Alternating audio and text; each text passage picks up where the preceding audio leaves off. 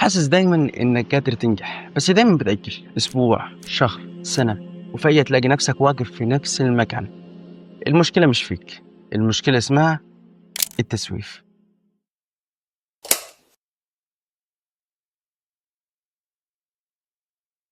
التسويف هو إنك بتأجل شيء معين، مذاكرة، شغل، قرار، حاجة لازم تنجزها وإنت عارف إنك لو أجلتها النتيجة هتبقى سلبية. أو بمعنى تاني إنك بتأجل مهمة علشان تعمل نشاط تاني أقل أهمية أو أكثر متعة. برضه مش فاهم. تمام، تخيل إنك عندك امتحان بعد أسبوع، المفترض إنك تبدأ دلوقتي، ولكن أنت ما بتعملش كده. أنت بتفضل تقول لنفسك هبدأ من بكرة، هبدأ اليوم الفلاني، وبدل ما تعمل الحاجة اللي عليك تروح تتفرج على السوشيال ميديا، تخرج مع أصحابك، تروح تلعب كورة، وتفضل تأجل يوم ورا يوم لحد ما يجي يوم الامتحان وتندم إنك ما بدأتش من بدري. شيل بقى كلمة الامتحان وحط مكانها أي حاجة، شغل، تعلم، قرار، أي حاجة أنت عايز تعملها ومأجلها. وهنا يجي سؤال، هو إحنا بنسوف ليه أصلا؟ أول سبب الخوف من الفشل. لما تكون المهمة صعبة سواء امتحان أو شغل صعب تبدأ تتهرب من الحاجة اللي عليك خوفا من إنك تفشل أو ما تنجحش فيها. اتنين، الكمال الذاتي. دماغك بيتهرب بإنه يحسسك إنك لازم تبدأ لما تكون في أفضل حال، مزاجك مية مية، المكتب فل الفل، ولازم تبدأ لما تجيب الدفتر الفلاني والقلم العلاني علشان تبدأ، فتأجل وتستنى اللحظة المثالية اللي ما بتجيش. أربعة، الملل. الحاجة اللي المفروض تعملها مش ممتعة، فتبدأ تدور على أشياء فيها متعة زي التليفون، التلفزيون، الخروج مع أصحابك، أو أي حاجة ممتعة. خمسة، عدم وجود تنظيم. ما عندكش خطة واضحة أو خطوات محددة. طب أنا لو سوفت هيحصل إيه؟ أقول لك أنا، طول ما أنت بتسوف بتحط نفسك في توتر وضغط نفسي، وطبعا ما فيش إنتاجية ولا إنجاز. بتحس دايما بالذنب والندم إنك ما بدأتش من بدري، وحتى لو أنجزت الحاجة اللي عليك في آخر لحظة بتكون جودتها ضعيفة على عكس أنت وشغال عليها من فترة.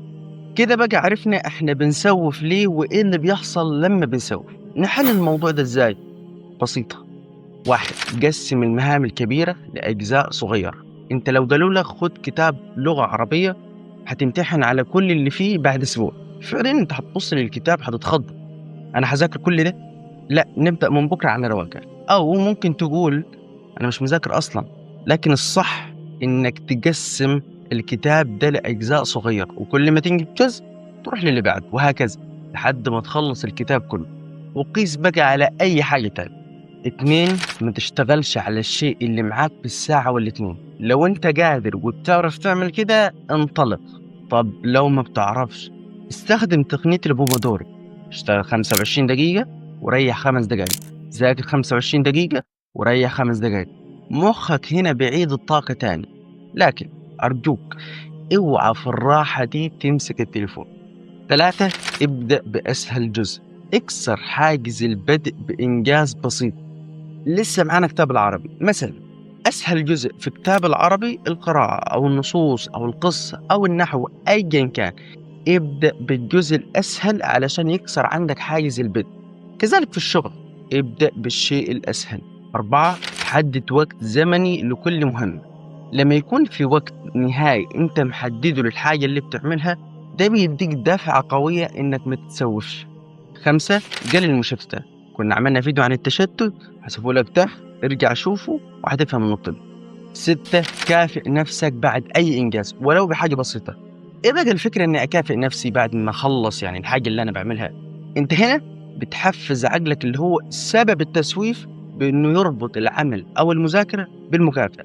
مثال، في شوكولاتة مستنياك بعد ما تخلص الحاجة الفلانية اللي عليك، دماغك هيبدأ يربط إن أنا لازم أعمل الحاجة دي علشان أوصل للشوكولاتة. سبعة، اكتب مهامك يوميا، وكل ما تخلص مهمة اشطب اللي أنجزته، ده هيحفزك إنك تكمل.